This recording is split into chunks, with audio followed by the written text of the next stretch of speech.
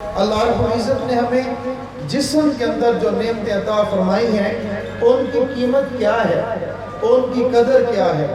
اگر ایک آدمی بیٹھا ہوا ہے اور اس کے پاس مال موجود ہے، میں اپنی بات عرض کرتا ہوں، اگر آپ بھی ہو تو آپ اس سے اتفاق کریں۔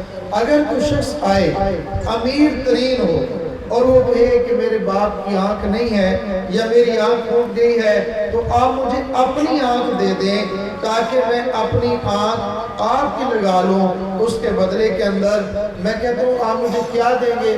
وہ کہتا ہے 1 کروڑ روپیہ دوں گا۔ میں نے کہتا ہے نہیں، کہتا ہے 2 کروڑ دوں گا، کہتا ہے ارب دوں گا۔ میں نے کہا 1 ارب چھوڑو، 10 ارب بھی آپ دو تو میں اپنی آنکھ 10 ارب کے بدلے میں دینے کے لیے تیار نہیں ہوں۔ ایک آنکھ کی قیمت اگر 10 ارب ہو، 2 آنکھوں کی قیمت کتنی ہوگی؟